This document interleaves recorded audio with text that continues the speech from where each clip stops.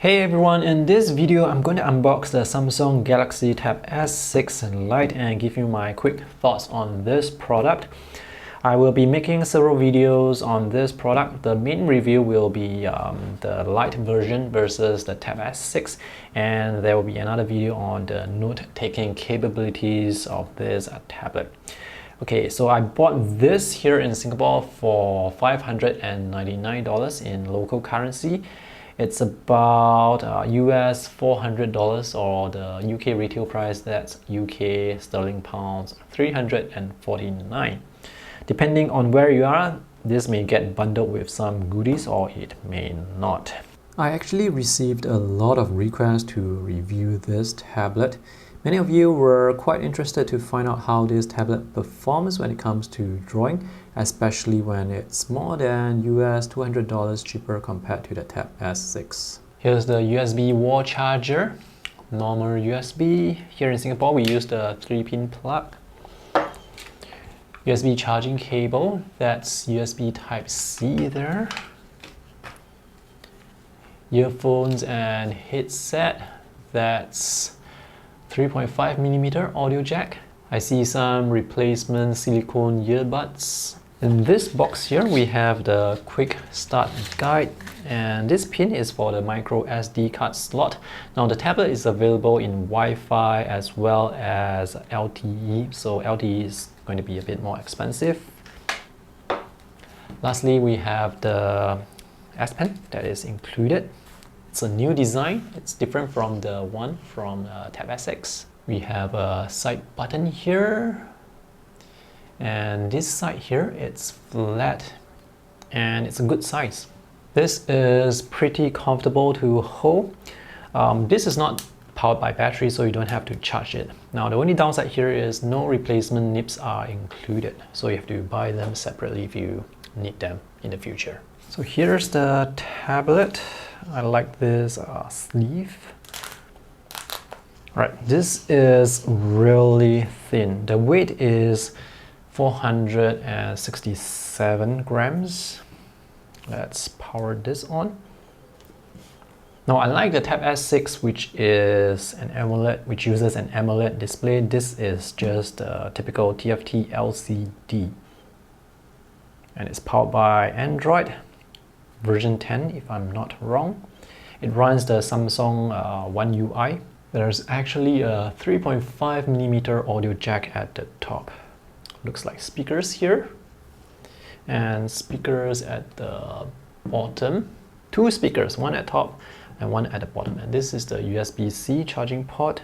There are magnets inside the S Pen, and this flat side allows it to snap to the side of the tablet here, the side where the volume and power buttons are.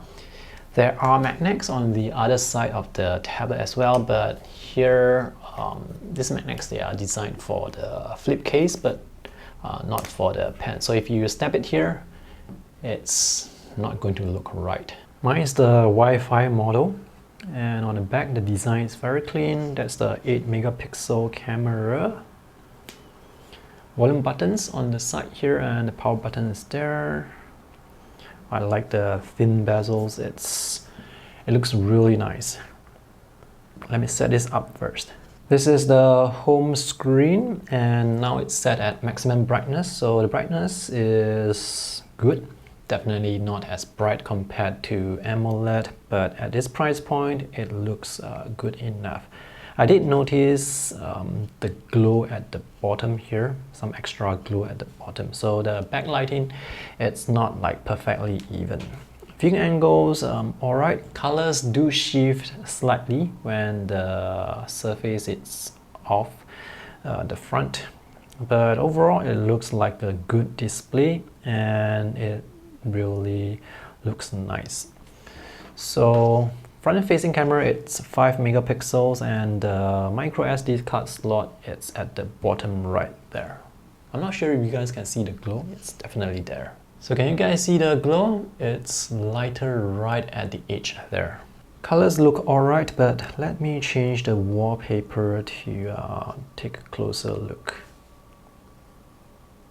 Now the main difference between this tablet and the iPad 7, the 10.2-inch iPad, is of course the screen size. This is slightly larger.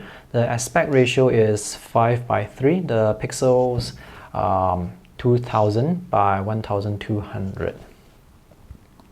So yep, the colors, they do look quite vibrant. It looks really nice. And one thing I like about this display compared to the iPad display is this is a laminated display, so there is no gap between the glass and the LCD beneath, so it really looks like the lines are appearing directly beneath the pen tip. However, if you write very fast like this, there's going to be a gap before the line can catch up with the pen tip. This is the very typical input lag associated with stylus input. Even the iPad has input lag, but this is actually not too bad. I mean, it's still quite responsive. It's not irritating. The writing experience, the pen tip is actually quite smooth on the tablet to the point that it's a bit slippery. So what this means is this pen is good for writing but not as good for drawing, where you need more control. The processor in this is the Exynos 9611. I hope I pronounced that correctly. And there is 4 gigs of RAM in it. And the base model comes with 64 gigs of storage. So with the micro SD card slot here, you can expand storage up to 1 terabyte. Let's see how fast this browser can load web pages. So far, the performance has been pretty smooth. Alright, so it loaded this web page really quickly. It's like almost instant. Let's try another website. Unfortunately, I do not game, so I will not be able to tell you how good this tablet is when it comes to gaming.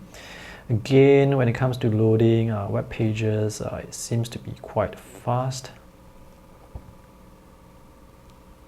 So this is quite responsive. The aspect ratio is kind of wide, so this is going to be good for watching videos. Let me play a video. Video playback is smooth and the resolution is quite good. It's able to play 1080p resolution videos 1:1, so everything looks pretty sharp on this 10.4 inch display. And the audio quality is alright. It's not the best. It sounds a bit hollow, but at least it's still stereo because we have speakers on the left and on the right side. The battery capacity is 7040 milliamp hours. I'm not sure how that translates to battery life. Anyway, I'll talk more about that in my full review after I test this tablet out intensively for the next week or two. So far, all I can say is the design looks good. I like the laminated display. The colors on this LCD looks good, not as bright or as vibrant compared to AMOLED, but at this price point of around US $400, I really cannot complain that much. And it includes the S Pen as well. Build quality, definitely very solid coming from Samsung. Right, so let me know in the comment section below if you have any questions and I will try to answer that in my full review. Thank you for watching. See you guys in the next video. Bye.